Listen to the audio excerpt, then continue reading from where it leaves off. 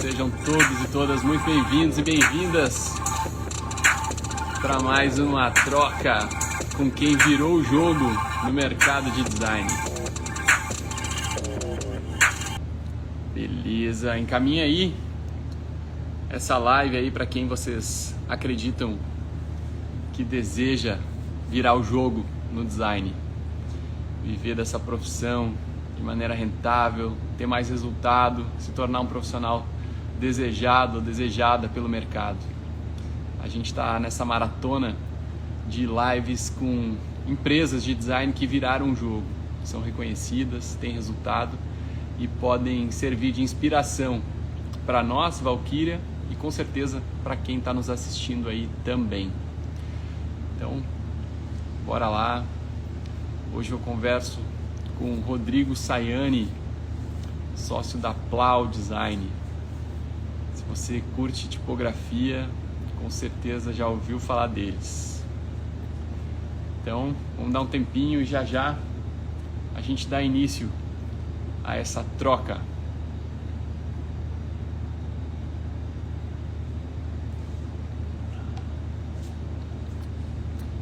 Beleza. Deixa eu ajeitar aqui. Hoje eu não estou na nossa sede, estou num outro lugar aqui, mas vamos lá, improvisando um pouquinho. Então hoje eu falo com Rodrigo Sayani. O Rodrigo tem um desejo de tornar fontes tão populares quanto música. Olha que legal, começando pelo Brasil.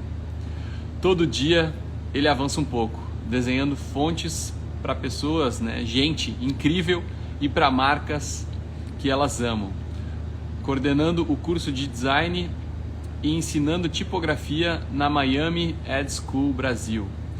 Faz workshops e também fala com quem quer que pareça minimamente interessado pelo universo das letras. A gente não é minimamente interessado, a gente é muito interessado, e eu tenho certeza que quem está aqui também. Então vou chamar aqui o Rodrigo para a gente dar início a essa conversa. Fala, Moisés, beleza? Seja bem-vindo, Rodrigo. Muito obrigado Tudo bem, pelo convite, cara? Aí, bom demais, tudo ótimo, tudo bem. E por Maravilha. Aí, tudo certo também? Tudo bem, cara, vou ajeitar aqui melhor para... Eu estou enquadrado aqui, eu vi que eu estou meio no Zoom aqui, mas tudo bem. A gente começa de um jeito e tem que enquadrar quando entra o convidado. Mas assim, quero te agradecer já de antemão aí pelo convite aceito. É uma honra para a gente poder estar conversando contigo. A gente está super empolgado assim com essas trocas, né? A gente vem aí de 2 lives muito legais também, né? Com o Tati, com o Greco e hoje com a Plau, né? Uma referência para a gente quando o assunto é tipografia. E é isso, cara. Primeiramente, grato pelo convite. Vou deixar tu dar um oi pra galera e já já eu começo com as perguntas. Maravilha. Fala, galera, beleza? Super prazer estar aqui trocando essa ideia com vocês. Estou vendo um monte de carinhas conhecidas, outras não, e quero conhecer todo mundo aí. Mandem perguntas, vamos trocar ideia, que é para isso que a gente está aí. Legal, cara. Bom, para a gente começar, né, dar início, eu quero saber, né, um pouco mais da trajetória da Plau, assim, como que a Plau surgiu, qual é a história por trás dessa empresa aí que virou o jogo no mercado de design.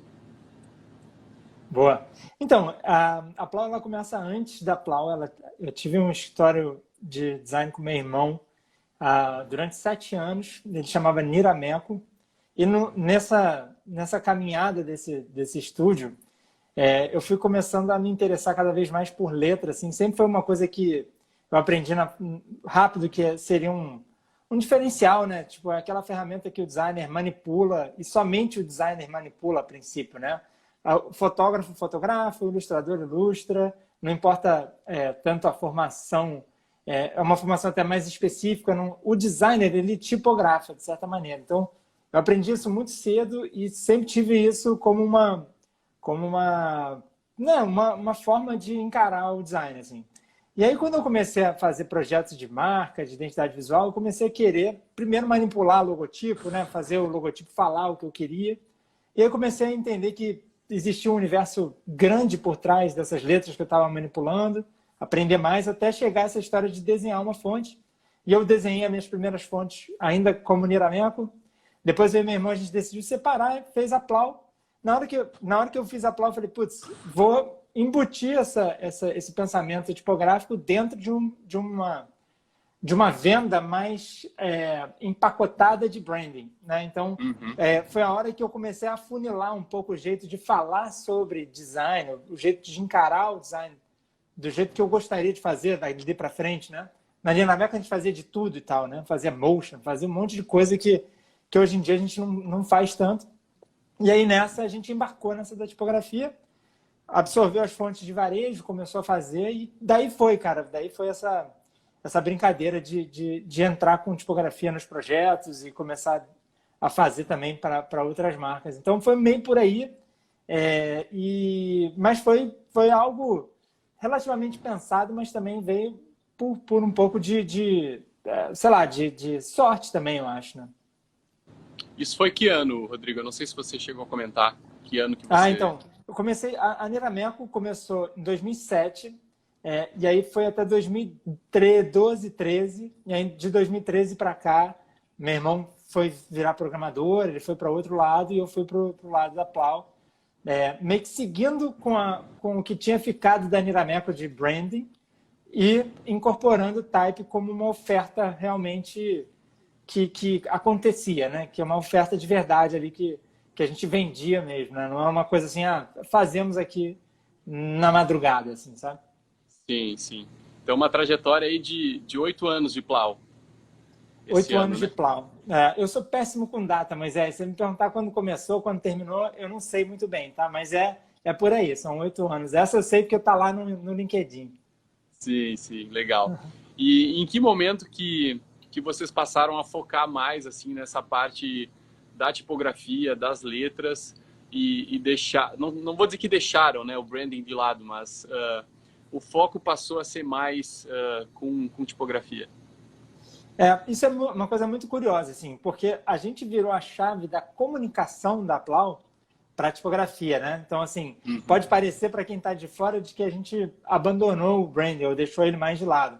Mas não, a gente continua fazendo projeto de branding, ainda é uma coisa que tá... Mas é um exercício constante de pendular mais para o lado da tipografia, né? E isso é bem consciente, né? Comunicar mais a tipografia para que ela daqui a pouco seja, de fato, o que domina, assim. E, de fato, ela já está dominando, assim. Já dá para dizer que a tipografia domina nosso dia a dia, assim. Mas eu acho que foi a virada de jogo nessa história foi quando a gente, depois de ter feito alguns projetos de varejo, a gente foi convidado pela Globo, que foi assim, para dizer de uma forma muito leve, foi uma cagada gigantesca ter caído, assim, óbvio que também teve um esforço muito forte da nossa parte, mas também foi sorte. Porque se a gente não tivesse na hora certa, no lugar certo, fazendo essas coisas, nunca teria vindo. Mas veio a Globo e a gente agarrou assim, com unhas e dentes para fazer o projeto com uma insegurança gigantesca, imagina. Primeiro projeto de fonte customizada da nossa história, já é para a maior empresa de mídia da América Latina, uma das maiores do mundo. E aí, como é que você faz, assim, né? Eu lembrava, na minha cabeça ficava a imagem assim, Davi versus Golias, né?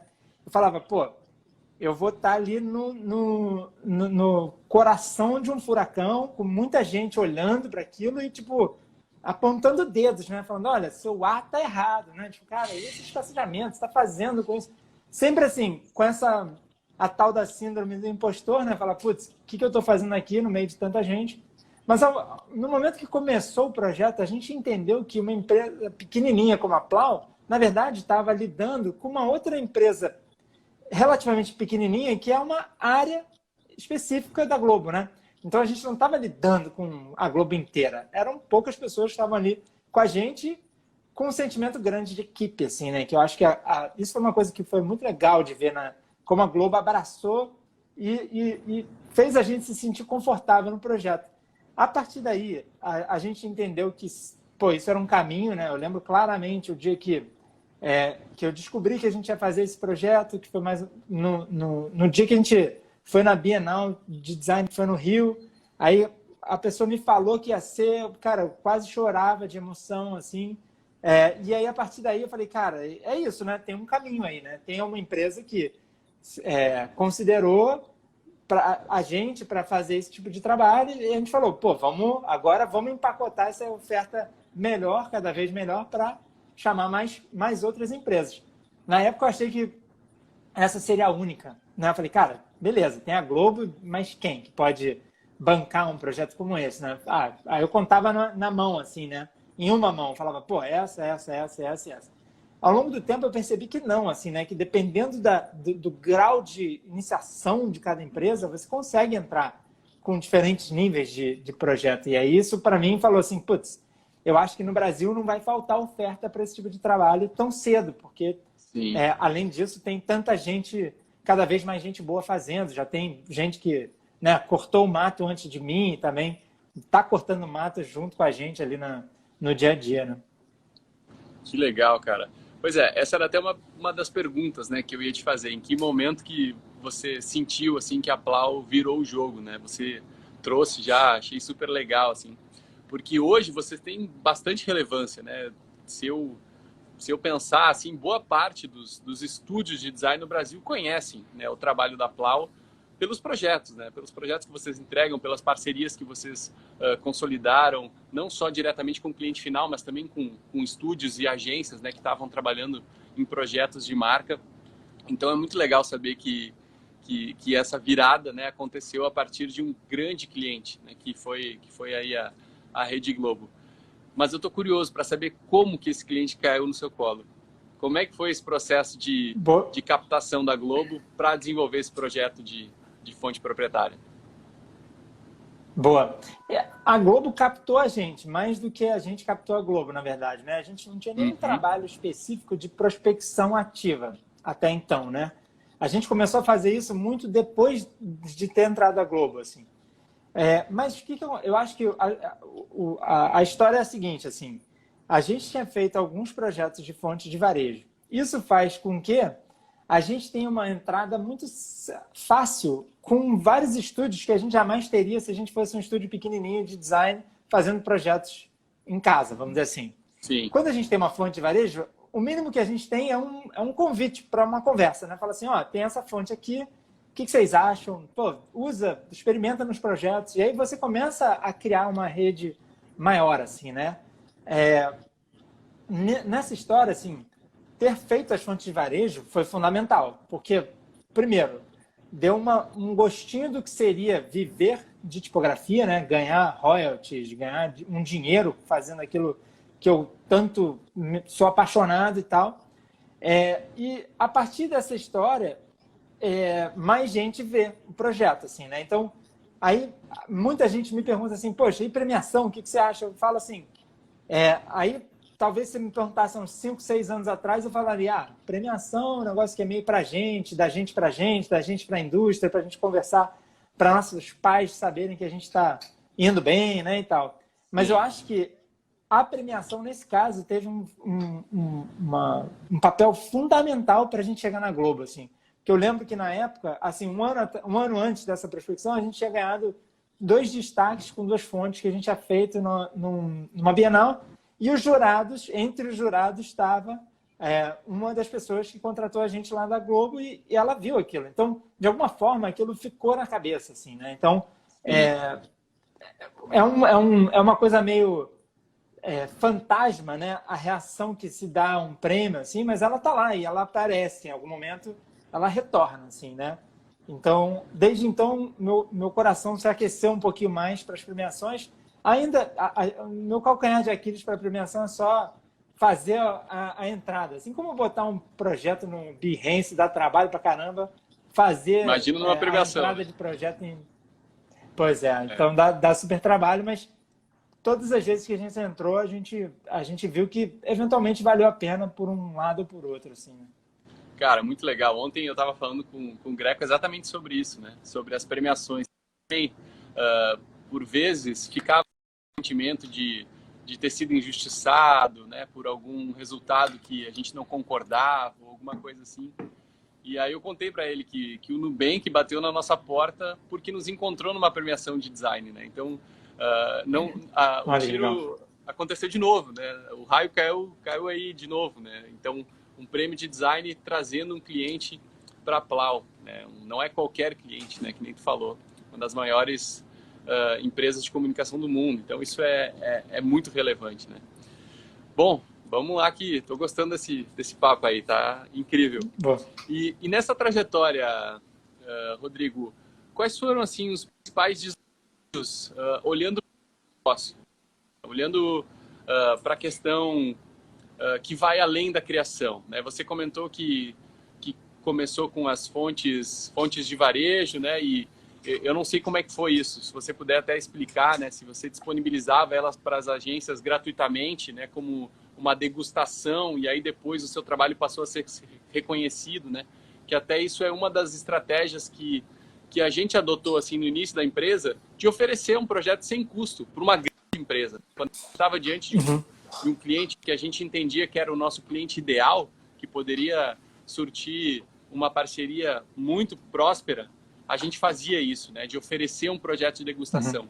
Então a minha pergunta é nesse sentido, assim, se essas fontes de varejo foram mais ou menos nessa linha, né, de dar oportunidade para as pessoas testarem gratuitamente, aí vocês passaram a ser conhecidos, e complementando, quais foram os principais desafios aí, além da criação, né, se a gente olhar para a questão do negócio da Plau.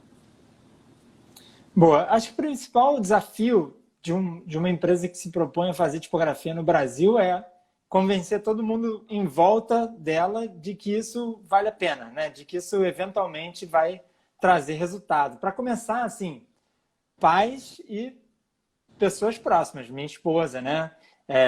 Minha família, assim, isso é uma coisa que outras pessoas também, né? Eu lembro que teve o Lucas Campoy, que foi um cara que esteve comigo durante muito tempo ao longo do tempo da Plau, foi o primeiro, meio que a segunda contratação. Teve uma pessoa que veio da Plau, tá até aí, Macula, veio da Nirameco para a Plau comigo, e depois entrou o Campoy. E eu falava assim, Campoy, um dia a Plau vai ser mais type do que branding. Um dia... Só que ele saiu da Plau e eu ainda continuava falando isso sem ser verdade. Assim. Então foi um trabalho de convencimento de muito tempo. Assim. Acho que esse foi o maior desafio. Até a gente entender que tinha um caminho, para chegar nisso demorou pra caramba. Assim. Em Foco de atuação, desafio, então.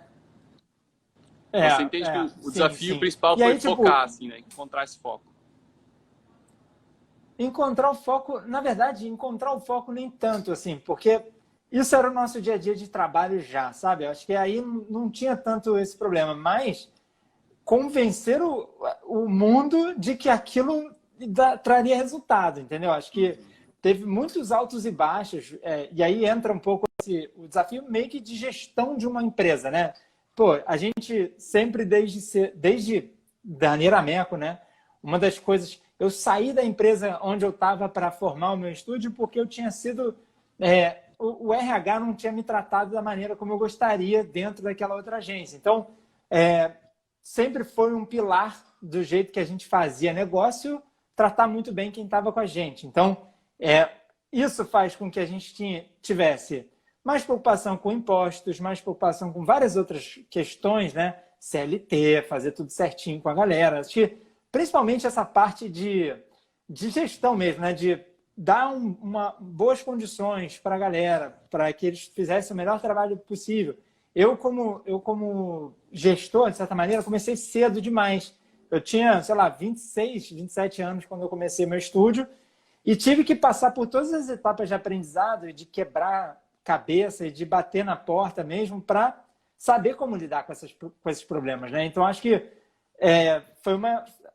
continua sendo, mas foi uma grande escola aprender ao vivo. Então, cara, aprendi muito com todo mundo que passou pela Plau, apanhei muito de muita gente no sentido de me fazer ser um líder um pouco mais competente, sabe? E isso, esse para mim foi o desafio e continua sendo, né? Tipo, tem um cara, o John Maeda, né? Ele falava, pô, você vai sair do design para ir para a gestão, você vai deixar de fazer design? E ele falava um negócio que eu achei muito legal. Assim, ele falou, pô, eu vou deixar de ser designer para começar a desenhar estruturas, equipes, né? Modelo de trabalho e tal. Então, óbvio que não é design do jeito, não é design gráfico, mas é o pensamento de design está muito envolvido nisso, em como é que você otimiza, né? Como é que você resolve questões e soluciona problemas grandes, usando o jeito de pensar de design, mas aí, pô, qual é a força daquela pessoa, né? Qual é o talento daquela outra? Como é que você junta os dois? Quais são os conflitos que acontecem?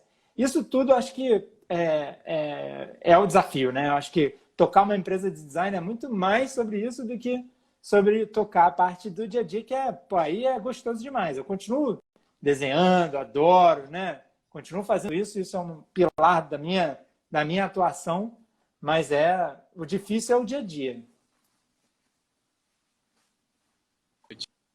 Uma pessoa assim e ele me falou, me deu um conselho que eu deveria ser tipo como o dono da pizzaria, né? Que não deixa de fazer eventualmente uma pizza, mas ele está ali, né? Gerindo o negócio, fazendo a gestão e se envolvendo também nos projetos, se envolvendo na construção daquilo que é o core business, né? do negócio. Então acho que é bem por aí, acho que é bem legal isso aí. E Rodrigo, assim, para mim só não é claro a questão de como lidaram com as taxas de varejo. Vocês chegaram a oferecer diretamente ou isso era havia uma contrapartida financeira e aquilo ali já era um negócio? Boa. Eu respondi um monte de coisa e não falei da parte mais importante da tua pergunta, né, cara? Então, a gente colocou... A primeira coisa que a gente fez foi colocar uma fonte de varejo muito simples para ver qual é, assim. A gente não teve um planejamento gigante, falar, poxa, vou lançar a minha primeira fonte, vai ser um estouro e vai ser assim. Eu coloquei um pezinho de uma fonte no MyFonts para ver se existia mercado, porque até então, para mim, não existia mercado no Brasil, né? O brasileiro, até então, ele pirateava fontes, né? Não existia cultura de licenciamento de fontes no Brasil. Então, eu nem pensava no Brasil. Se você for lá no começo dos posts da Plau, é tudo em inglês, porque eu estava tentando ver o mercado internacional. A partir do momento, por exemplo, ao invés de mandar a fonte para Couto, para Tati, eu tentava mandar para o Sagmaster, tentava mandar para, sei lá, para o Vince Frost, que era uma galera que eu me amarrava assim na época, minhas referências. Claro que assim, as respostas eram quase, não existia assim. Eu tive uma resposta lá, legal, mas nunca ela foi usada por, tipo assim, eu não tinha nenhum tipo de relação com essas pessoas, né? Eu nunca ofereci gratuitamente as fontes, aos amigos mais próximos eu mandava assim, mas nunca tive... Eu dei mole de não ter feito isso com estúdios grandes do Brasil, né? Porque justamente estava pensando em outras frentes, assim. Aí, a fonte de varejo em si funcionou, assim. A gente fez desde cedo um site com um nosso site, que nunca foi um grande canal de vendas, mas se você for nessa coisa do pioneirismo, ele foi um dos primeiros sites que vendia fontes no Brasil e tal. Em 2013 eu codei, continua sendo o mesmo site praticamente, a gente está mudando isso em breve, mas ele continua sendo o mesmo. Então, foi um pouco assim, tropeços, assim, sabe, Moisés? Foi mais de tropeços de começar, tem essa oportunidade aqui, cara, legal.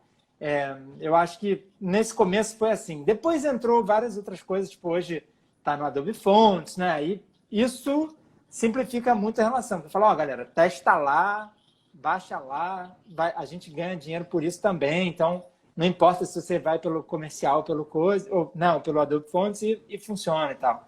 Mas nesse começo foi meio na tentativa e erro e tipo tropeçando, assim. Mas a minha posição em relação à fonte nunca foi de fazer fontes gratuitas. Eu nunca tive muito essa... Eu sempre fui um pouco mais... Eu não sei se isso é ser mais capitalista ou se é ter o sonho de ver aquela coisa ser valorizada e ser vendida, né? Enfim. Até hoje eu ainda sou meio pé atrás assim, de fazer uma fonte gratuita. Eu sei que é uma estratégia válida para muitas founders e funciona, né, para gerar mais seguidores, likes, o que seja, e eventualmente vendas, mas eu nunca botei isso na prática. Legal, cara. Legal. E você falou do aspecto comercial, né? E aí eu fiquei com uma curiosidade, assim, né? Como é que a Plau se estrutura hoje? Então, pelo que eu vi no site ali, 5 ou 6 pessoas sentadas, pode haver mais, né? Eu não sei como é que é o dia a dia de vocês. Então, conta pra gente É. aí como é que funciona isso aí, como é que vocês estão divididos, tem a galera da criação, tem a galera do administrativo, tem o financeiro, tem comercial, como é que é? Tem tudo isso, só que muitas delas estão na minha pessoa, assim, né? Eu estou concentrando alguns papéis, assim. Hoje somos em 7, eu e mais 6 designers. Todo mundo é designer, barra alguma coisa, né? Então, assim, Sim.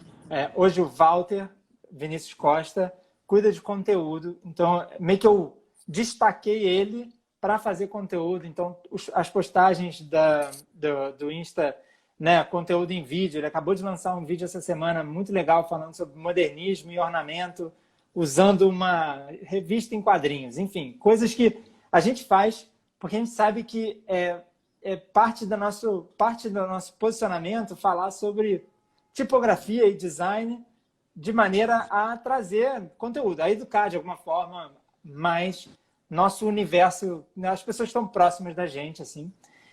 Tem a Aline, que é designer também, mas que hoje me ajuda muito com uma parte que é administrativa, né? Ela tem anos de experiência com isso também, então ela é super organizada, super atenciosa. E os outros, aí tem o Kaká, que hoje é o nosso type designer sênior, barra designer sênior, assim, né? Quase como se fosse um... E aos poucos ele está indo virar um sócio, assim, nosso. E aí tem a Ana, tem o Gabriel, tem a Gabs, e de vez em quando a gente lança a mão de algumas pessoas de fora, assim, né? Durante um tempo a gente teve o Casa Prima ajudando a gente em formatação de fonte, né? A parte mais técnica das fontes. Vira e mexe a gente chama alguém para colaborar com a gente, um ilustrador, um motion designer, enfim. E a gente vai meio que compondo a equipe de acordo com o projeto, mas, assim, na maioria das vezes somos nós 7 tocando os projetos e meio que duplando com alguma outra coisa. A gente não tem atendimento, isso é uma coisa muito...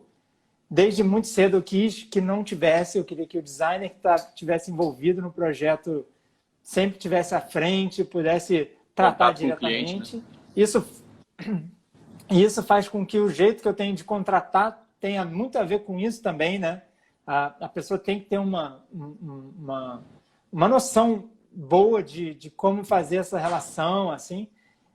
Eu acho que não é tão difícil, porque os designers são freelas também, né? Então eles já lidam com isso muito no dia a dia, assim.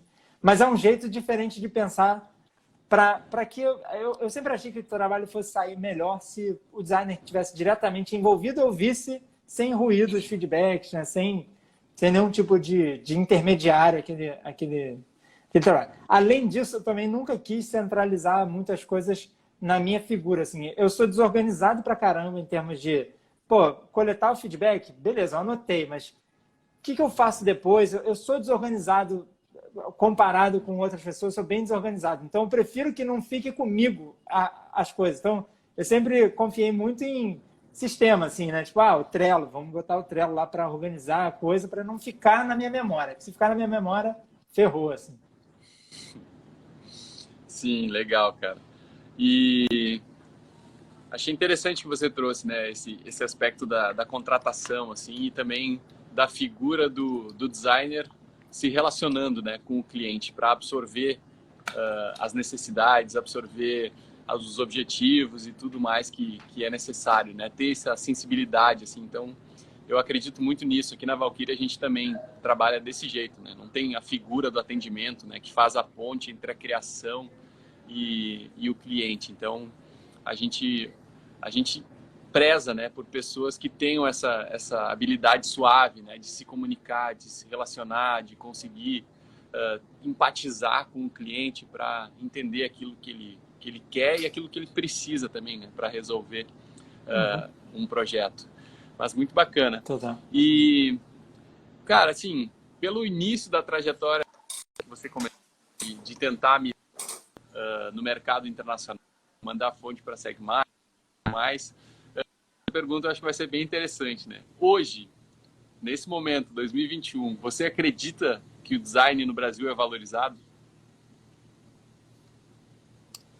Demais, cara. Eu acho que, assim, para mim essa não é nenhuma questão mais, assim, sabe? Eu acho que e acho que já não é mais há um bom tempo, pelo menos na minha visão. Assim, eu acho que você vê, né, as startups que viraram unicórnios aqui no Brasil, todas elas têm equipe de design super presentes, né?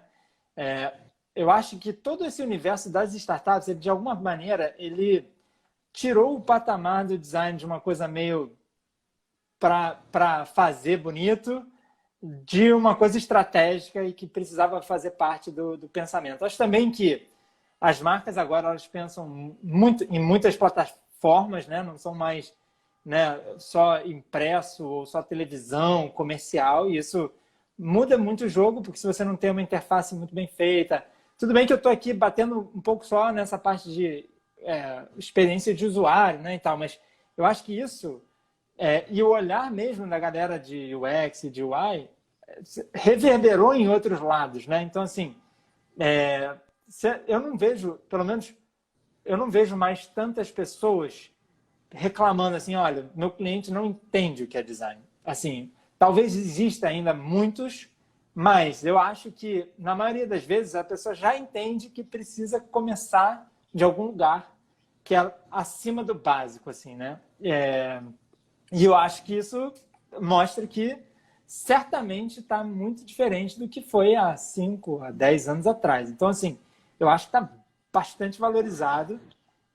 Se pode ser mais valorizado, eu acho que sempre, mas eu gosto muito de como está evoluindo, assim.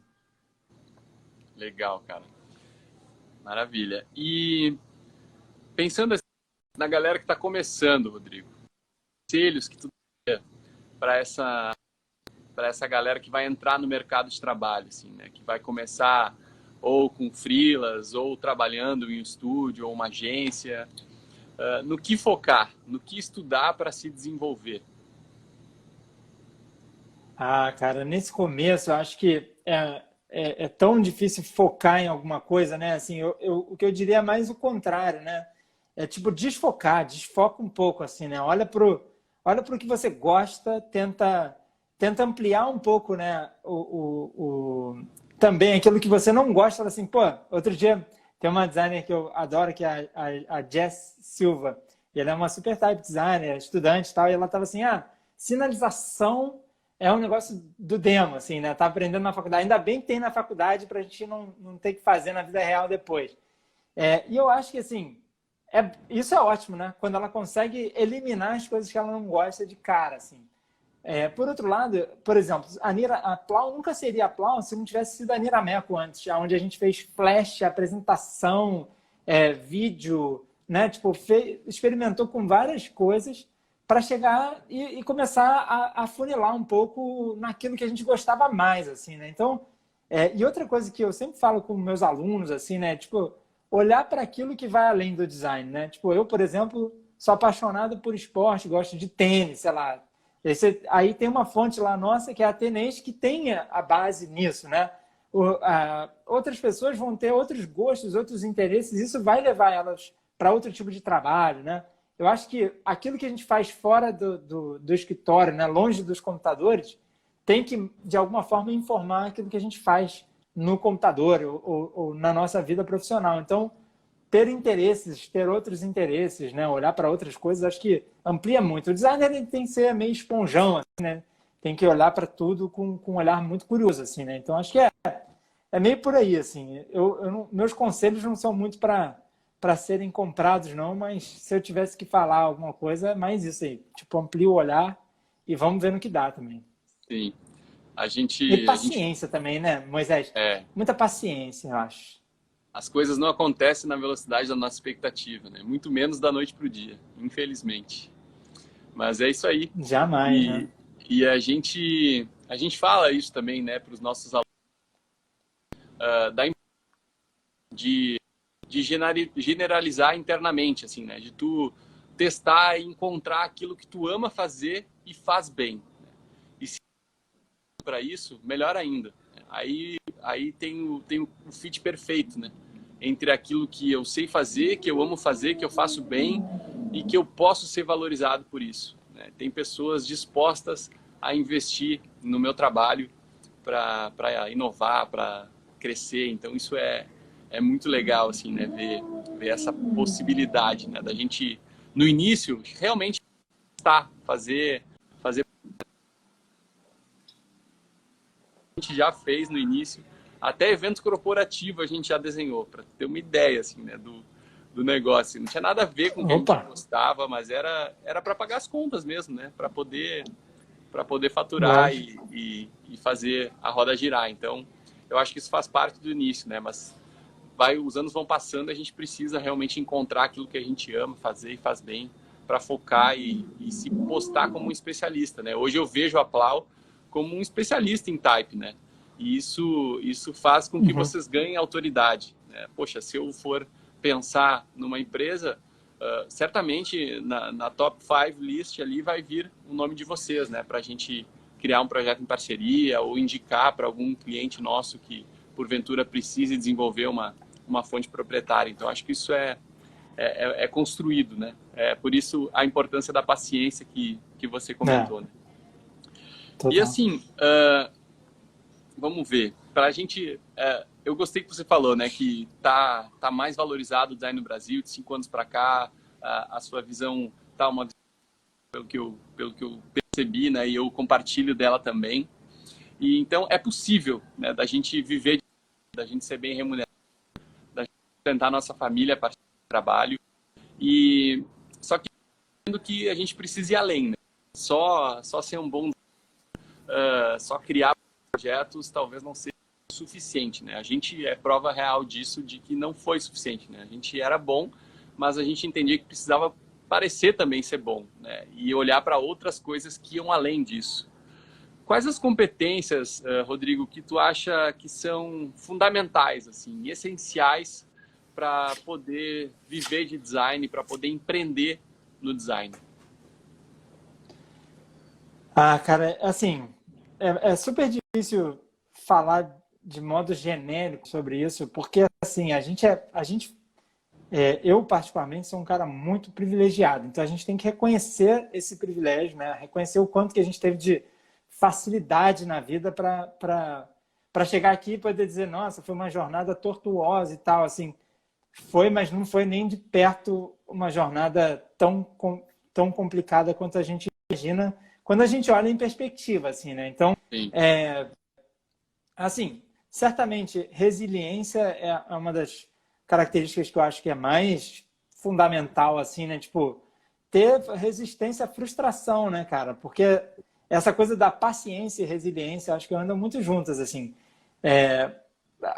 A gente tem, ao longo do nosso começo, assim, algumas pequenas vitórias e algumas perdas e derrotas que machucam, assim, né? Tipo, pô, você manda uma proposta, cara, você acha que aquela proposta vai mudar a sua vida e o cara fala, vou fazer com outro estúdio, beleza. Tipo assim, e quantas vezes eu não fiquei, até hoje eu fico assim, caraca, né? Tipo, poxa, eu queria tanto ter feito esse trabalho e tal. Mas é aquela... seguir fazendo, eu acho. Seguir fazendo. É difícil pra caramba, assim. Eu nunca teria resistido se eu não tivesse uma rede de apoio em volta, né? Tipo assim, só para exemplificar um pouco isso, assim, né? Eu me casei e aí, tipo, cara, começou eu já pagava minhas contas meio que desde uns 25 anos, assim, 24, 100% e beleza. Mas quando você se casa, você não está pensando só no presente, né? No próximo mês, você não está pensando no boleto do mês seguinte. Você está pensando, cara, vamos formar uma família, vamos ter filho, como é que vai ser isso? E para mim, esse momento foi assim, cara, o que eu faço? Né? Então eu considerei me juntar a uma outra agência, tipo, né, sair da Plau, fechar a Plau e fazer outra coisa. Porque naquela época a grana não estava dando para o que eu precisava em termos de planejamento, entendeu? Então, assim, e aí essa resiliência ela passa por você ter uns planos B, C, D também, sabe? Tipo assim, cara, se der problema aqui, e eu falo para a galera da Plau, assim, eu vivo olhando vaga no LinkedIn para a empresa que eu gosto, assim. É engraçado, né? Pô, o dono da empresa fica olhando isso porque o meu pai sempre falou assim, cara, você tem que ter um plano B. Se alguma coisa der muito errado, você tem que ter um plano de saída. Assim, graças a Deus eu nunca tive que abandonar a Plau, e assim foi, mas teve uma linha muito tênue no meio desse processo. Assim. Eu queria virar diretor de arte de agência de publicidade, tá? Só para você entender, que é uma coisa completamente fora da minha realidade. Eu nunca tinha, nem sabia o que era até entrar, por exemplo, na Miami. Eu não sabia muito bem o que era ser um diretor de arte de publicidade, mas eu sabia que tinha grana, tinha mais grana. Eu sabia que ralar, todo mundo ia ralar mesmo, né? Tipo assim, mas eu não tinha, eu achava que ali eu teria uma grana um pouco mais certa, né? Tipo, pô, vou ser contratado, vou ter dinheiro todo mês, não sou um empreendedor que não sei se vou conseguir pagar o jantar e tal. E isso me falou assim, cara, eu balancei mesmo, assim, mandei currículo para muita gente, mas, assim, no final das contas, aí, às vezes, uma pequena coisa muda, assim, né? Tipo, aí vem um projeto e fala, putz, beleza, pelo menos os próximos 3 meses estão garantidos, vamos pensar mais para frente, e aí nessa dá você respira e vai, sabe? Mas é isso, assim, a gente foi super privilegiado, então a gente não é tipo, pô, cara, começou do zero? Não, jamais. Assim, acho que a gente começou do 20 para 30, assim, sabe? Então tiveram muitas facilidades na vida que a gente tem que reconhecer. Por outro lado, a gente pegou aquilo e fez uma coisa positiva com isso, né? Então não dá para negar que também tem um mérito aí, né? Com certeza, né? Sempre tem. Cara, muito legal conversar contigo, Rodrigo. Eu tô bem feliz, assim, com essa história que tu me contou. Eu acho que tu te colocou numa posição, assim, de...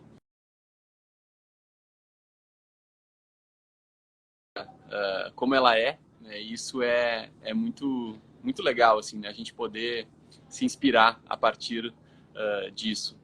Então, cara, eu quero te agradecer, né, pelo papo. Foi um prazer para mim te conhecer. Conhecer mais da história da Plau também, dessa trajetória legal. Ih, Rodrigo caiu? Caiu, Rodrigo. Bom, vamos ver se ele... Deixa eu ver aqui se ele entra de novo. Aqui.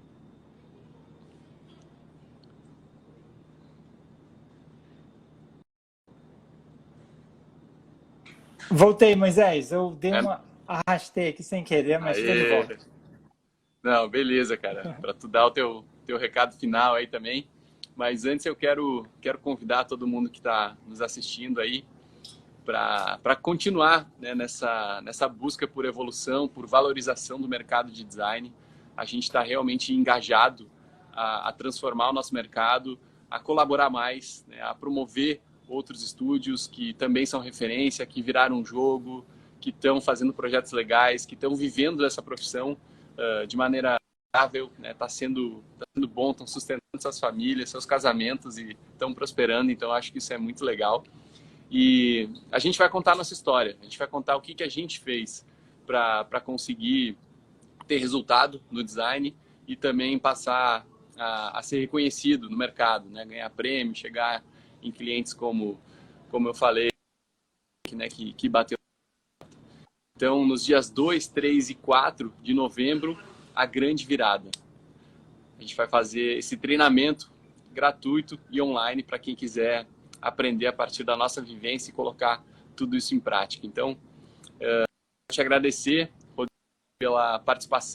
Foi um prazer poder conversar contigo. Eu estava falando antes, quando tu caiu, que foi muito legal de poder ouvir essa história, né? Uma história real, né? Verdadeira, transparente e se colocando assim, né, numa situação, num lugar de vulnerabilidade para mostrar que é assim mesmo, né? Que a gente precisa de paciência, a gente precisa de resiliência e que também uma condição favorável, né, uma vantagem auxilia, né, a gente a não sair do zero e não ser tão sofrido assim. Então eu te agradeço pela transparência e quero que tu dê o teu recado final aí para a galera. Boa. Galera da Plau vai me matar se eu não fizer o meu jabá, que é tipo, todas as nossas fontes estão lá no Adobe Fonts, só procurar pela Plau e ativar tudo lá, gente. Minhas filhas jantam e almoçam com esse dinheirinho aí, então ajuda a Luciana. e dizer que a gente está sempre por perto, assim, nosso Instagram, tipo, todo mundo tem o nosso Instagram dentro da Plau, então você é mais capaz de você receber mais respostas do que menos, então pergunta lá, troca ideia. Eu sempre falo assim, pô, adote um type designer, né? Eu acho que é sempre legal você ter alguém que tem um conhecimento avançado de type por perto. Só chegar, prazerzão falar contigo, Moisés, prazer te conhecer também, né? Eu já conheço a Valkyria de premiação, já vi várias vezes vocês pintando por lá, então é muito legal conhecer você pessoalmente, mesmo que à distância, mas e a gente vai se falando, vamos trocando ideia aí, que é coisa boa. Em breve eu vou pro Rio aí, a gente joga o beach tênis na praia, pode ser? Pô, fechou. Eu nunca joguei beach tennis na minha vida, joguei uma vez na vida, mas eu adoro a ideia. Vamos com tudo. Bora lá então. Gente, Um abração, grato pela gente. Obrigado.